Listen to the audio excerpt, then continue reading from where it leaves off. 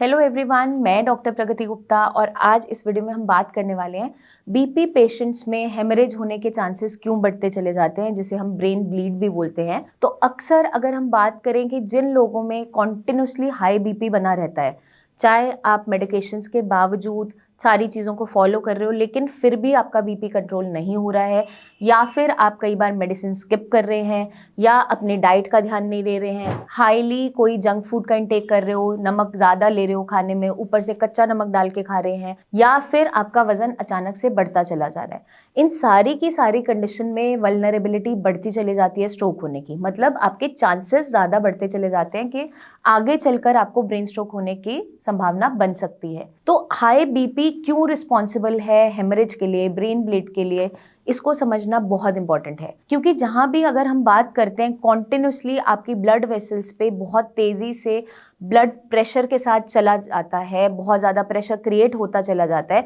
और कॉन्टिन्यूसली वो बैंग करता रहता है, तो आपकी जो आर्टरीज हैं जो ब्लड लेकर जा रही हैं उनकी वॉल्स वीक होना स्टार्ट हो जाती है। बार बार वहाँ पर अगर चोट लगती रहती है हाई ब्लड प्रेशर के कारण, तो एक दिन ऐसा आता है जहाँ वो रप्चर हो जाती है, मतलब नस फट जाती है।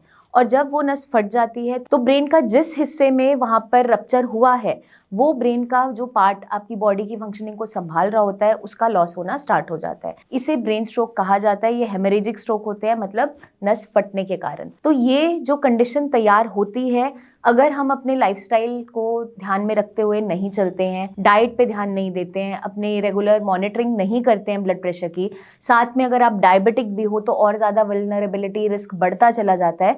तो ये सारी चीज़ें हमें ध्यान में रखनी बहुत इंपॉर्टेंट हो जाती है। अब इसे हम कैसे सुधार सकते हैं?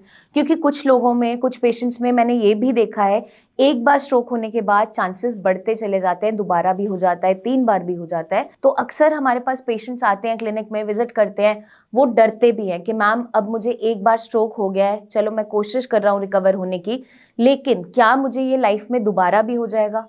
तो मैं उन्हें यही समझाती हूँ कि अगर आप एक अच्छा लाइफस्टाइल फॉलो करते हो, अपनी एक्सरसाइजेज रेगुलर बेसिस पे कर रहे हैं, अपने खाने पीने पे ध्यान दे रहे हैं, अपनी मेडिकेशंस टाइम पे ले रहे हैं, प्लस अपनी बीपी की मॉनिटरिंग करते हुए आप अपना बीपी एक नॉर्मल रेंज में मेंटेन कर लेते हो, क्योंकि नॉर्मल जो ब्लड प्रेशर है आपका 120/80 mmHg जो रहता है वो एक वैल्यू मानी जाती है। लेकिन एज के साथ कुछ चीज़ें वेरिएबल होनी स्टार्ट हो जाती है, या आप बहुत स्ट्रेस में हो तो भी वो बढ़ना शुरू होता है। तो हमें एक एवरेज जो मेंटेनेंस चाहिए वो इतनी अराउंड चाहिए। अगर आप मेडिकेशन भी ले रहे हो, आप एक्सरसाइज भी कर रहे हो, आप चीज़ों को फॉलो भी कर रहे हो, डाइट भी फॉलो कर रहे हो, तो एक एवरेज रेंज यहाँ पे आपका ब्लड प्रेशर फॉल करना बहुत इंपॉर्टेंट हो जाता है।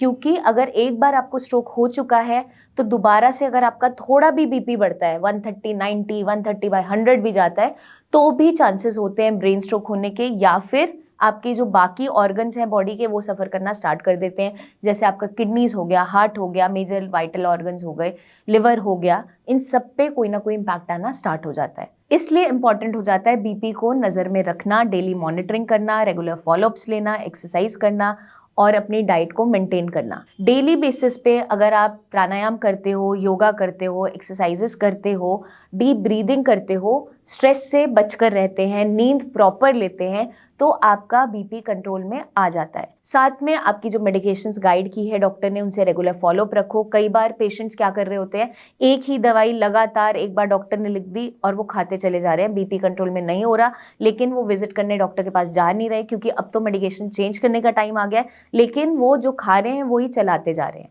तो ये गलती आपको बिल्कुल नहीं करनी है। ब्लड प्रेशर को कंट्रोल में रखना है, स्पेशली ड्यूरिंग विंटर्स, क्योंकि हम तला हुआ खाना खा रहे होते हैं, ज़्यादा नमक वाली चीज़ें खा रहे हैं, या फिर आप जंक फूड का इंटेक बढ़ा देते हो क्योंकि भूख बढ़ जाती है। मेटाबॉलिज्म अच्छा होता है, आपको भूख ज़्यादा लगती है, तो आपके सामने जो नज़र आ रहा होता है आप खा रहे होते हो। तो आपको ध्यान क्या रखना है, फाइबर एनरिच डाइट लेनी है, पानी अच्छे से पीना है, क्योंकि डिहाइड्रेशन के साथ भी आपका बीपी बढ़ता है, तो प्रॉपर हाइड्रेशन भी इंपॉर्टेंट हो जाता है। इसलिए हमें इन सारी चीज़ों का ध्यान रखना है ताकि हम स्ट्रोक जैसी बीमारी से बच सकें, और अगर आपको एक बार हो चुका है तो आगे चलकर उसके चांसेस और ना बढ़े।